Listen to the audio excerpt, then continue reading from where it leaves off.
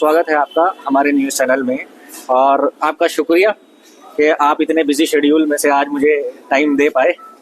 अच्छा, मैं सबसे पहला सवाल तो मेरा सबसे ही होता है, वो ये आपसे करता हूँ, क्या तैयारी है आपकी इलेक्शन को लेकर? सबसे पहले आपका शुक्रिया अदा करना चाहता हूँ। आपने अपने चैनल पर मुझे बात कर रखने का मौका दिया है।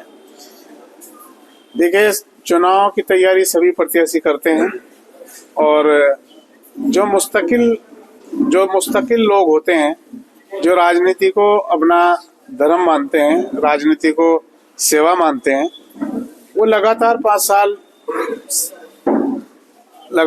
साल ही तैयारी करते रहते हैं। जो काम होते हैं, जन सेवा के जो भी काम चलती रहती है तैयारी, यानी उनकी तैयारी चलती ही रहती है। चुनाव तो एक मात्र जो है सिर्फ व्यवस्था है। वो चुनाव होने हैं, 5 साल के लिए होता है, 5 साल बाद फिर चुनाव होता है। बिल्कुल, तो जनता के बीच जाया जाता है। तो जो इम्तिहान है तो पर्चे जनता सोल्व कराती है। सही बात है। तो आप क्या इम्तिहान मानते हैं? आप क्या लेकर जनता के बीच जाएंगे? क्या एजेंडा आपका होगा? मंगलौर एक बहुत गरीब कस्बा है। अगर मैं ये कहूं कि इसमें 85% लोग गरीब हैं, सब लोग अपनी रोजी रोटी के लिए सुबह ही निकलते हैं। यहाँ माली हालात कमजोर हैं। एक घर में 4-4 परिवार निवास करते हैं। प्रयास किया 5 साल में, कोरोना आया। इसी कार्यकाल में कुछ और परेशानियां आई, जांचें हुई, जिनमें काम रुके, बाधित हुए, वो भी इसी में। हमें जो मौका मिला काम करने का, उस कार्यकाल से हम पूरी तरह संतुष्ट हैं। हमने पूरी मेहनत के साथ, ईमानदारी के साथ वो सब कुछ करने का काम किया है जो किसी ने बहुत मुद्दत तक भी करने का काम नहीं किया। यानी जो आपने बताया कोरोना आया, कुछ जांचें हुई, तो इसमें मैं मान के चलता हूँ आधा तो कार्यकाल आपको इसी में निकल गया होगा। हाँ, बाकी आधे कार्यकाल में जो आपने किया है वो लोगों के बीच में है। आप किसी गली मोहल्ले सड़क पे जाइए, कोई टूटी हुई सड़क मिलेगी तो हमारी नहीं होगी। अच्छा, दावे के साथ कहता हूँ। मतलब आप ये दावा कर रहे हैं कि आपकी सड़क टूट नहीं सकती? नहीं, टूटी नहीं होगी। जो 5 साल में हमने बनाई है उसकी हालत आज भी ऐसी ही होगी, टूटी नहीं होगी। ऐसा कैसे कह सकते हैं आप? ऐसे इसलिए कह सकता हूँ कि मैं देखता हूँ, जा रहा हूँ, जो सड़कें हमने बनवाई थी वो झोंकी तो हैं आज। डॉक्टर साहब जो बात कह रहे हैं, आप सब लोगों से पूछता हूँ, क्या मैं आप लोगों के मोहल्ले में आऊँ और देखूं कि वो सड़कें टूटी हैं या नहीं है? डॉक्टर साहब ने बनवाई, क्योंकि आप पब्लिक है, मंगलौर की जनता है। डॉक्टर साहब के चाहने वाले बाद में है ना, यही है ना। तो आप लोगों के मोहल्लों में जाऊंगा और देखूंगा, और डॉक्टर साहब के रिपोर्ट कार्ड पे एक हाजिरी मार तो मैं भी दे दूंगा ना। चलिए, ये तो एक्सेप्ट कर रहे हैं आप इस बात। अच्छा, बिल्कुल जी। ये तो हुई सड़कों की बात। मंगलौर में मैंने बताया गरीब परिवार रहते हैं। एक घर में 4-4 परिवार रहते हैं। परिवार से मतलब है कि अगर माँ और बाप रहते हैं और उसमें 3 बहुएं भी रहती हैं और 3 बेटे भी रहते हैं। बिल्कुल बिल्कुल, 4 परिवार हैं, छोटी छोटी जगह पर हैं। पूरी मेहनत की। भारत सरकार से माननीय प्रधानमंत्री जी की एक महत्वपूर्ण योजना है, प्रधानमंत्री आवास योजना। बिल्कुल, उसको हमने बहुत अच्छी तरह से नगर पालिका में संचालन कराने का काम किया। जैसे कि कोई मिसाल? नगर पालिका में जो हमारे समय की डीपीआर है, 301 की डीपीआर का पैसा हमने दिया। 399 की डीपीआर हमारे कार्यकाल में स्वीकृत हुई। 1524 की डीपीआर हमारे कार्यकाल में स्वीकृत हुई। 148 की डीपीआर हमारे ही इस कार्यकाल में स्वीकृत हुई। 644 मकानों के आवासीय भवन जो है यहाँ बनने लग रहे हैं माननीय प्रधानमंत्री आवास योजना के तहत। ये सब इस कार्यकाल की देन है। आप किसी भी सार्वजनिक स्थल पे जाइएगा, आपको एक वाटर कूलर मिलेगा ठंडे पानी के लिए, मंगलौर की आवाम के लिए है। बिल्कुल बिल्कुल। आप कहीं भी जाइएगा, किसी भी धार्मिक स्थल पर जाइएगा, उसके बाहर एक सोलर लाइट लगी होगी, वो समाज की व्यवस्था के लिए। वो कोई भी धार्मिक स्थल, कोई भी धार्मिक स्थल हो, जो भी पॉसिबल था उसे किया। बहुत पुराना कब्रिस्तान है गोल गरीबा, बहुत पुराना, सैकड़ों साल पुराना। जी जी। हमारे कार्यकाल में ऊपर वाले ने हमें उस कार्य को करने का मौका दिया। हमने उस कब्रिस्तान की बाउंड्री कराई। बहुत गहरा था वो कब्रिस्तान। जब बारिश होती थी तो कोई जनाजा लेकर उसमें जाया नहीं जाता था, पानी भरा रहता था। हमने उसका भराव कराया, उसकी बाउंड्री वॉल कराई। और कब्रिस्तान है, पठानपुरे का कब्रिस्तान है, उसकी बाउंड्री कराई। इस्लाम नगर का कब्रिस्तान है, उसकी बाउंड्री कराई। और जो सार्वजनिक कब्रिस्तान थे उनकी बाउंड्री कराई। कि हमारे नगर पालिका का ये एक पहला कार्यकाल था जिसमें किसी भी कब्रिस्तान की किसी भी समाज की बाउंड्री कराई गई। इससे पहले कोई भी चेयरमैन आया हो उसने कब्रिस्तान की तरफ को देखने का भी काम नहीं किया। अच्छा, मतलब कब्रिस्तान का एक तरह से ये कहा जाएगा सौंदर्यीकरण आपने कराया। एक सुनने में आया था कि आपने ईदगाह के लिए रास्ते का कुछ काम किया था, वो क्या था सर? एक, जब आप अगर देखेंगे मंगलौर की एक बहुत बड़ी आबादी है, लाखों की जनसंख्या है, और ईदगाह पे जाने का एक ही रास्ता है, वो संकरा रास्ता है, 10-12 फुट चौड़ी गली है जी। हमने राजभाई की पटरी को सौंदर्यीकरण किया। सिंचाई विभाग उत्तर प्रदेश की वो लैंड है, उसकी एनओसी लेकर के हमने एक नया रास्ता, एक नई पटरी वहां बनाने का काम किया। उस पर दोनों तरफ स्ट्रीट लाइट का इंतजाम किया और एक अच्छा आप ये कह लीजिए कि एक अच्छा पीसफुल एरिया वो बनाने का प्रयास किया हमने। तो पहले बहुत ज्यादा कंजेस्टेड सुना है, बहुत कंजेस्टेड। अगर आप देखेंगे लगभग 1 वर्ष का कार्यकाल है जो प्रशासक महोदय के द्वारा देखा जा रहा है। आज तो मैं ये कह नहीं सकता कि वहाँ वो स्ट्रीट लाइट जल रही है या नहीं, लेकिन उसकी कोई पिक्चर्स मेरे पास होगी जब वो राजभाया बीच में चल रहा है और लाइटें जली हैं, तो आप उसका नजारा देखिएगा। बिल्कुल, बहुत अच्छा लगता है, पानी में जब रिफ्लेक्शन होता है लाइट्स का। अच्छा, इतना अच्छा कार्यकाल डॉक्टर साहब आपका, लेकिन फिर भी जांचें बैठी, कार्यकाल खत्म होने से पहले आपको आपके अधिकार सीज कर दिए गए, ऐसा क्यों हुआ? देखिए, हमारे ये बात सबसे ज्यादा आती है कि जी करप्शन हुआ है उनके दौर में, इसीलिए उनके अधिकार सीज कर दिए थे, उन्हें हटा दिया गया था पद से। देखिए, मैंने पहले भी कहा कि चेयरमैन के बहुत सीमित अधिकार होते हैं, राजनीतिक सीमित अधिकार होते हैं, प्रोटोकॉल नहीं होता चेयरमैन का। विधायक का बहुत बड़ा प्रोटोकॉल होता है। मरहूम हाजी सरवत करीम अंसारी के द्वारा के साथ रहते हुए हम चुनाव लड़े थे 2018 में। बिल्कुल, बहुत मेहनत की उस व्यक्ति ने। मैं आज उनके साथ भी नहीं हूँ, लेकिन जो सच है उसे कहना चाहिए। हाँ, ये अच्छी बात भी है। बहुत मेहनत की उन्होंने, घर घर गली गली कोई छोड़ा नहीं जिसके हमारे पक्ष में उठ के लिए, और उसका नतीजा ये हुआ कि हमारा अपना समर्थ साथी और उनकी अपनी बिरादरी, उनके अपने लोग, सरवत करीम अंसारी की पूरी टीम, उन्होंने हमें चुनाव लड़ाया। 2018 में हम चुनाव जीते।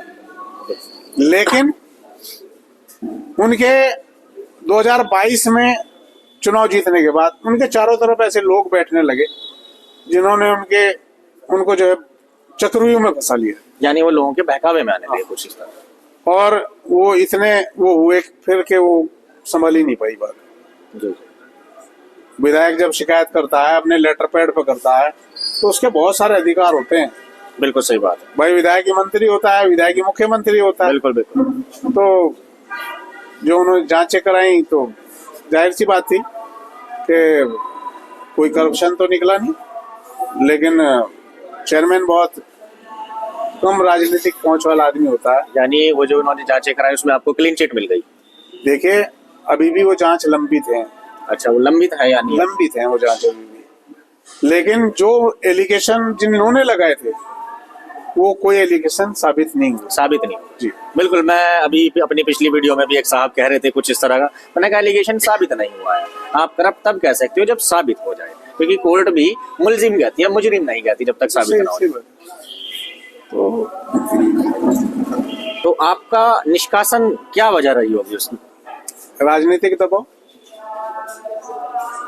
आपका कार्यकाल पूरा होने से पहले आपको इतने अच्छे काम के बावजूद 20 दिन पहले, अच्छा 25 दिन पहले, मतलब आखिरी महीने जो आपका लास्ट का महीना था, जब बहुत रेस्पेक्टेड लोग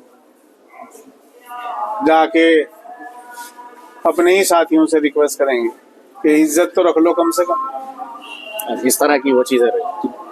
चलिए, वो हो गया है, निपट गया है। मैं उनके बारे में कोई बात ही नहीं करना चाहता, बिल्कुल। ना उसके बारे में करना चाहता हूँ, क्योंकि जिस मरहूम हाजी सरवत करीम अंसारी अब इस दुनिया में नहीं है, बिल्कुल। तो उस संबंध में कोई हम बात भी नहीं करना चाहते, ना हम करना चाहते। हमारा उसी दिन, जिस दिन उनका इंतकाल हुआ, उस दिन सारे गिले शिकवे खत्म।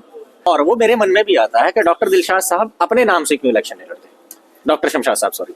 एक्चुअली राज्य सरकार के कुछ नियम हैं।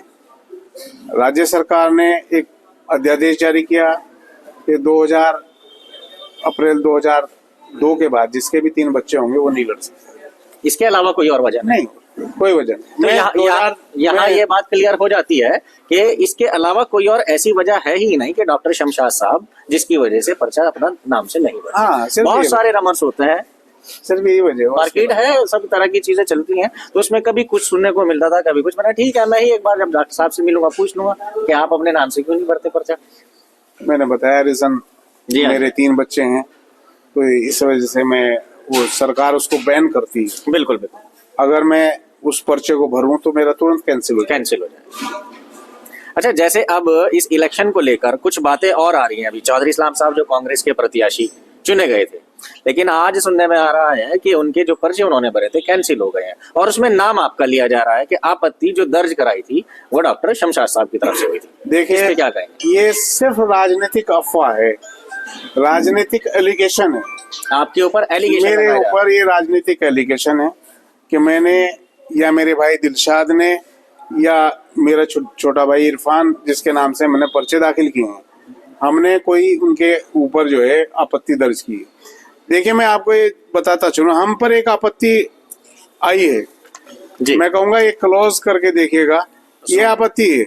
इसमें आपत्तिकर्ता का नाम लिखा होता है, उसकी वल्दियत लिखी होती है, और उसका महल्ला, मंगलौर सब लिखा होता है, एड्रेस लिखा होता है, और ये नोटिस मिलता है उस व्यक्ति को जो चुनाव लड़ रहा है, जिसके पर्चे पर आपत्ति की गई है।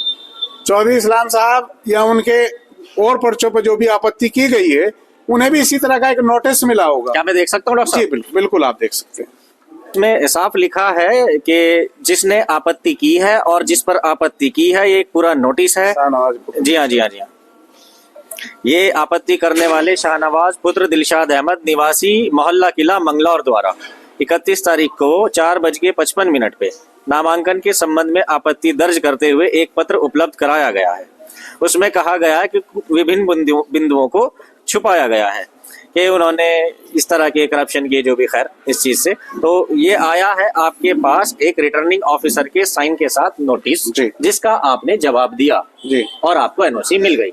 तो यानी अगर ये बात आ जाती है कि चौधरी इस्लाम साहब के तरफ से कि आपने आपत्ति दर्ज कराई है, इसी तरह का एक नोटिस उनके पास भी होगा, जाहिर सी बात है उसे पता चल जाएगा कि आपके नाम से है, इरफान नाम से है या हाजी दिलशाद के नाम से। बिल्कुल, ये तो एक प्रूफ हो गया, बिल्कुल एक ऑथेंटिक पेपर हो गया, सरकारी कागज हो गया, जो आपकी इस चीज को साबित करता है कि आप बिल्कुल सही बोल रहे हैं। तो अब जैसे ये बात आ गई है सामने कि उन्हें मना कर दिया उनका पर्चा एक्सेप्ट करने के लिए, उनका नॉमिनेशन लेने के लिए, इस सब को आप कैसे देखता है?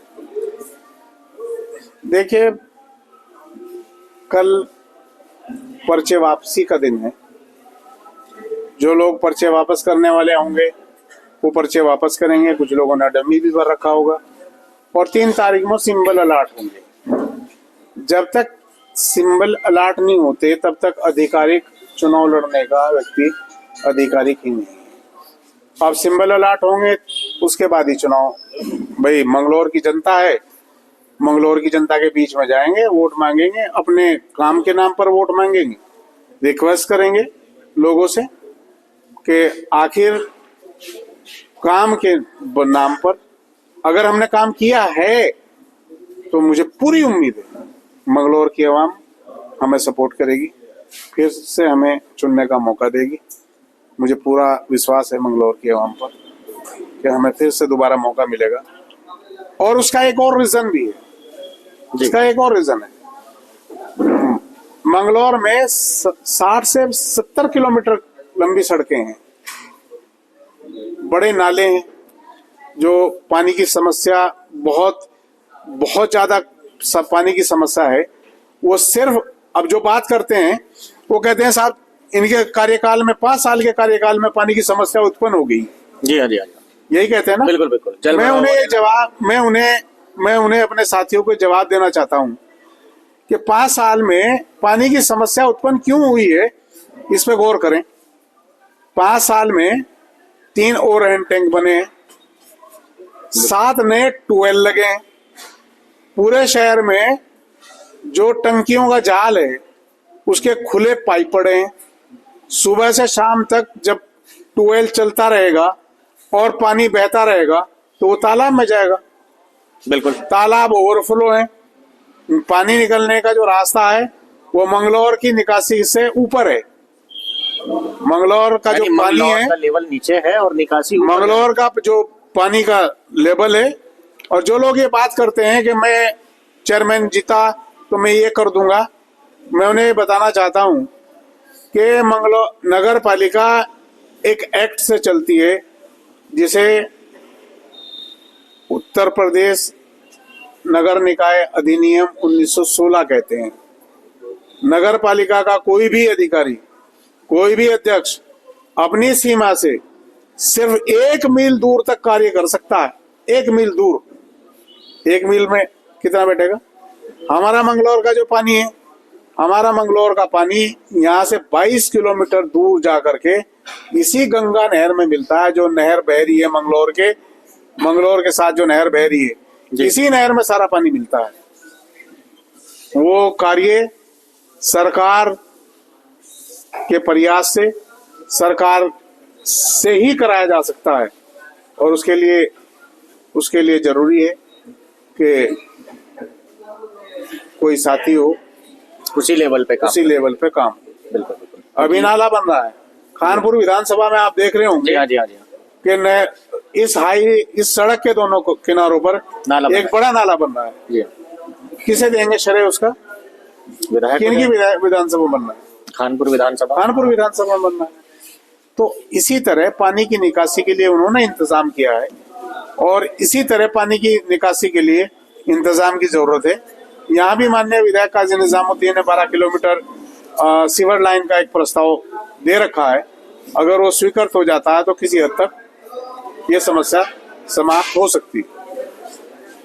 तो यानी ये मान के चला जाए कि मंगलौर की जो जल भराव की समस्या है वो हाल फिलहाल में ही उत्पन्न नहीं हुई है, खड़ी नहीं हुई है। जब निकासी का लेवल ही हाइट पे चला गया तो यहाँ का पानी यहीं रुक जाता है और धीरे धीरे वो निकलता है। पानी की संख्या ज्यादा होगी, पानी ज्यादा बहने लगा, पानी ज्यादा निकलने लगा है। ट्यूबवेल लग गई हैं, ओवरहेड 7 ट्यूबवेल लगे हैं, ओवरहेड टैंक बने हैं, 1.5 करोड़ लीटर पानी मौजूद रहता है।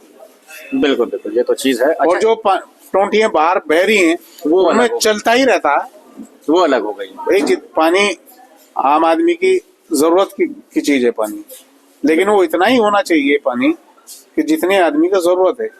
अब उस जरूरत से 10 गुना, 100 गुना, 200 गुना अगर पानी बहेगा तो कहीं ना कहीं तो जाएगा ही। बिल्कुल बिल्कुल। अच्छा डॉक्टर साहब, मैं एक चीज और पूछूंगा कि जैसे अभी ये माहौल बन रहा है कि चौधरी इस्लाम साहब का पर्चा कैंसिल हो गया या कुछ इस तरह की चीज हो गई, और तो क्या आप काजी खेमे की तरफ वापस रुख करेंगे अपना? मैं भाई मुझे टिकट ही तो नहीं हुआ है, काजी खेमे से ही भाई मुझे टिकट ही नहीं हुआ ना। बिल्कुल बिल्कुल। तो ऐसा है, मैं निर्दलीय पर्चा भर रखा है जी। मंगलौर से, मंगलौर के सम्मानित मतदाताओं से, और मंगलौर के सभी, चाहे वो विधायक जी हों, सभी लोगों से अपील करूंगा कि मुझे मौका दें। डॉक्टर साहब ने जवाब बदल दिया, मेरा सवाल कुछ और था। Diplomatic answer. भाई एक, मैं कहूँगा एक बहुत अच्छे पॉलिटिशियन की पहचान होती है तो वो इशारा दे देते हैं कि जो सवाल आपका है उसका जवाब तीजी में से निकालो जो मैं दे रहा हूँ। चलिए खैर, मंगलौर के आवाम से ये रिक्वेस्ट करना चाहता हूँ, गुजारिश करना चाहता हूँ, किसी अफवाह में ना आए। मंगलौर के विकास के लिए, मंगलौर के हम जितने भी प्रत्याशी खड़े हैं चुनाव में, जितने भी प्रत्याशी खड़े हैं, दिलशाद खड़े हैं, मेरे छोटे भाई जिनका मैंने नामांकन कराया है, ये देख लें कि अगर काम किया है, हमने प्रधानमंत्री आवास योजना के मकान स्वीकृत कराए हैं, लाइट्स कराई है, अच्छी रोड्स बनाई है, सफाई व्यवस्था अच्छी की है, मंगलौर नगर पालिका का ढांचा मजबूत किया है। हमने जेसीबी खरीदी है, छोटी जेसीबी खरीदी है और 7 बड़े ट्रैक्टर खरीदे हैं, 22 ई रिक्शा खरीदी हैं। बहुत सारा सफाई से मुतालिक एक पूरा बेड़ा खड़ा किया है।